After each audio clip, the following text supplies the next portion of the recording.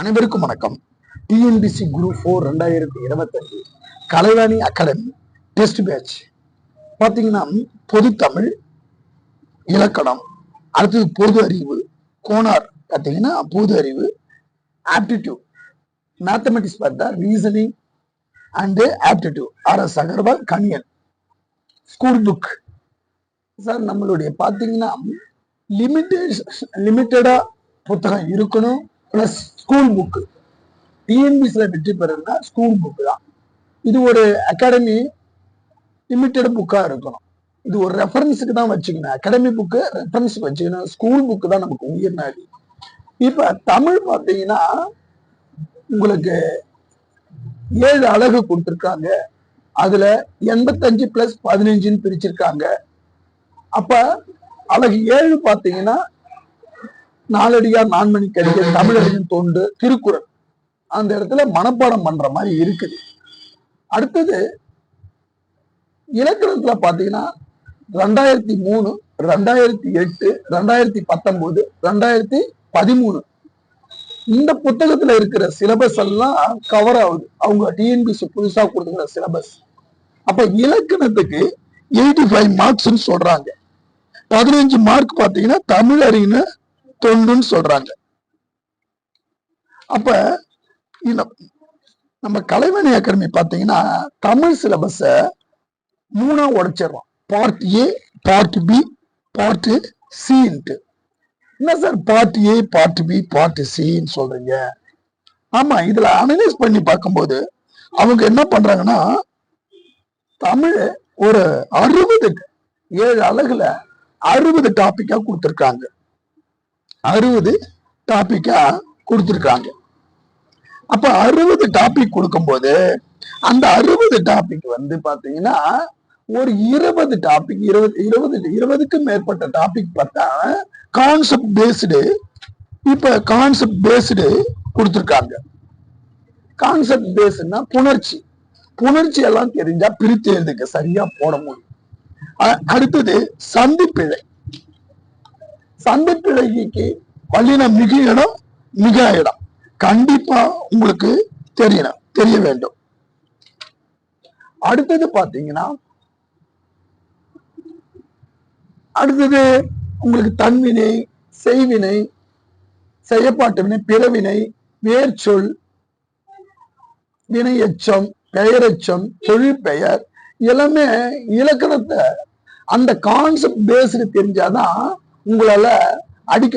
First அலைகள் பாத்தீங்கன்னா அந்த 25 மார்க் ஓரளவு இலக்கணம் தெரிஞ்சாதான். நீங்க கான்செப்ட் பேஸ்டு ஒவ்வொரு கொஸ்டினும் ட்விஸ்டா தான் இருக்குது. நம்ம சந்திப்பில் ஏற்கனவே வீடியோ போட்டா நீங்க பார்க்கலாம். அடுத்தது பாத்தீங்கன்னா பார்ட் பி. நாங்க part A, part B, part சின்னு. பார்ட் பி பாத்தீங்கன்னா சொல்லும் பொருள் இருக்கு. சொல்லும் பொருள் இலக்கணமா என்னன்னு தெரியல எனக்கு. இலக்கணத்துக்கு 85 மார்க்னு சொல்றாங்க. சொல்லும் பொருள் நீங்க மனப்பாடம் தான் பண்ணி ஆகணும். எதிர்ச்சொல் 6ஆவதுல இருந்து 12ஆவது வரை நியூ புக், ஓல்டு புக் எங்கன்னு கேட்பாங்க. அதுவும் நீங்க மனப்பாடம் தான் பண்ணணும். அடுத்தது பிறமொழி சொற்கள், அயற்சொல், அதுவும் மனப்பாடம் தான் பண்ணணும். அது எங்க இலக்கணம் எனக்கு ஒண்ணும் புரியல. அதுவும் மனப்பாடம் பண்றதுதான் இருக்குது. அடுத்தது கலை சொற்கள். ஆங்கிலத்துக்கு தமிழான ஆங்கிலத்துக்கு இணையான தமிழ் சொல், அதுவும் நீங்க மனப்பாடம் தான் பண்ண. பழமொழி அதுவும் மனப்பாடம் பண்ணணும். ஓரெழுத்து ஒரு மொழி அதுவும் மனப்பாடம் தான் பண்ணணும். ஒரு சொல் பல பொருள் தரும், அதுவும் மனப்பாடம் தான் பண்ணணும். அப்ப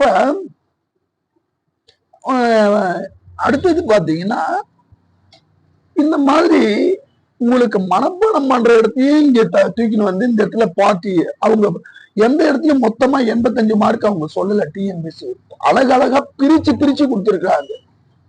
இப்ப பாத்தீங்கன்னா கான்செப்ட் பேஸ்டு சொல்றத நீங்க இலக்கணத்தை முழுமையா கத்தீங்கன்னா அந்த நல்லா போடலாம்.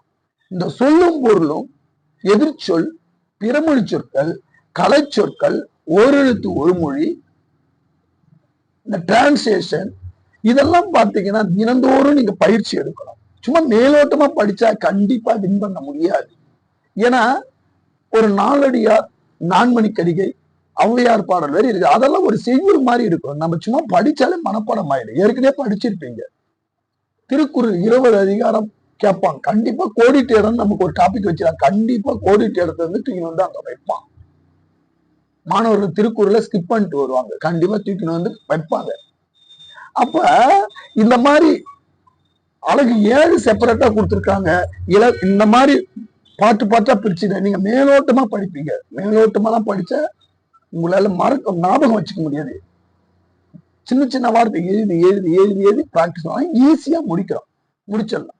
நம்ம கலைவாணி அகாடமி பார்த்தா இந்த தமிழ் சிலபஸ 3ஆ உடைச்சு part A, part B, part C தினந்தோறும் உங்களுக்கு டாஸ்க் கொடுக்குறோம். இப்ப குறில் நெடில் வேறுபாடா பாருங்க. ப்ரீவியஸ் கொஸ்டின் பேப்பர் பார்க்கணும். குறில் நெடில் எப்படி கொஸ்டின் கேட்டுறாங்க அனலைஸ் பண்ணணும். பாத்தீங்கன்னா ஆப்ஷன் ஏ இன்பம், ஈகை. அப்ப குறில் நெடில் இந்த ஈக்கு இனமான எழுத்தை பார்க்கணும். நெடில் கொடுத்திருக்கானா இந்த மாதிரி ஒரு டைப் ஆஃப் கொஸ்டின்ஸ் கேட்கிறாங்க. அப்ப இன்பம், ஈகை இதுக்கு இனமான எழுத்து இருக்குதா? அப்ப இன்பம் குறில், ஈகை நெடில் அந்த முதல் எழுத்தை பார்க்கணும். சரியா வந்திருக்கு. அகல், ஆவல், அகல், ஆவல், அப்ப நெடில் கரெக்டா இருக்கு. உணவு, ஊதல், அப்ப இனமான எழுத்து கரெக்டா இருக்கு. இந்த இடத்துல பாருங்க எறும்பு, ஏணி கொடுக்கலாம் நெடில், இவன் ஐவர் நெடில் கொடுத்திருக்கான்.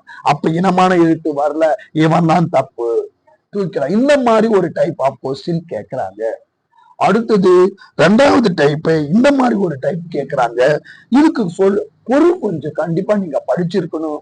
குறில் நெடில் வேறுபாடு ஸ்கூல் புக்ல இருக்குது, அவுட் ஆஃப் சிலபஸ்ல இருக்குது, கொஞ்சம் இருக்கு. அதெல்லாம் பாருங்களா. மடு, மாடு. மடு என்பது நீர்நிலை, பொய்கை, குளம் இதெல்லாம் சொல்லுவாங்க. மாடு என்பது செல்வம், பசுதான் முன்னாடி ஞாபகம் வரும். பசு, எருது, செல்வம். ஆனா இவங்க ஆப்ஷன் பாருங்களா, பசுன்னு கொடுத்துருவாங்க. மாடு, மடித்தவை பசு. நீங்க மாடுனா பசு நேரம் வந்து இதை டிக் பண்ணிடக்கூடாது. இது மடித்தவைன்னு கொடுத்துறாங்க. அப்ப இது தவறான ஆன்சர். கொஞ்சம் பொறுமையா தான் பண்ணணும். எருது, நீர்நிலை இது சரியான ஆன்சர். அடுத்தது குறில் நெடில் பிழையான சொல்ல கேட்கிறாங்க. எப்பயுமே அவங்க டிஎன்பிசி பிழையான சொல்லு, தவறான இணை, சரியற்றது இந்த மாதிரி கொஸ்டின் கேட்பாங்க. அவசரப்படக்கூடாது. நீங்க இங்க பாருங்க, கல், கால், கல், கால். குறில் கீரி, கிரி. இந்த கிரி வளத்தை சொல்லும், வளம் வருது கிரி. கீரி, கீரினா கீரி புல், அந்த இது நெடியில் இருக்கு. குடம், நமக்கு வீட்டுக்கு யூஸ் பண்ற குடம். கூடம், கூடம் என்பது பள்ளிக்கூடம், ஆய்வகம், ஆய்வகத்தை கூட கூடம், கூடம் புரியுது. நெடியில் இருக்கு. கெண்டை, கொண்டைன்னு இருக்கு பாருங்களா. இந்த இடத்துல கோவுக்கு பக்கத்துல கால் வந்ததெல்லாம் நம்ம என்ன பண்ணுவோம், நெடில் நினைச்சுப்போம். இங்க கெண்டை, கொண்டை ரெண்டுமே குறில் தான். அப்ப இவன் தான் தவறான ஆன்சர். அடுத்தது பாத்தீங்கன்னா கொடு, கோடு. அப்ப கொடு, கோடு என்னும் சொற்களில் அடிப்படையான தவறான பொருள் தரும் வாக்கியத்தை கண்டறின்னு கேட்கிறாங்க.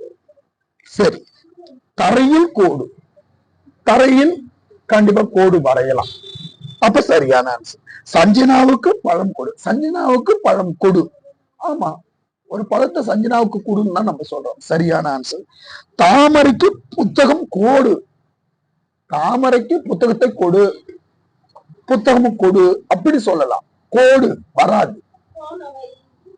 பென்சிலை கொண்டு, பென்சிலை கொண்டு கோடிட. அப்ப பென்சிலை கொண்டு கோடிட, சரி, பென்சிலை கொண்டுதான் கோடிடு. சரியான, இது சரி. அப்ப தவறான இணை தாமரைக்கு புத்தகம் கோடு, இது தவறானது. அப்ப பொதறிவு பாத்தீங்கன்னா, பொதறிவு பாத்தீங்கன்னா ஒன்லைனரா இருக்குது.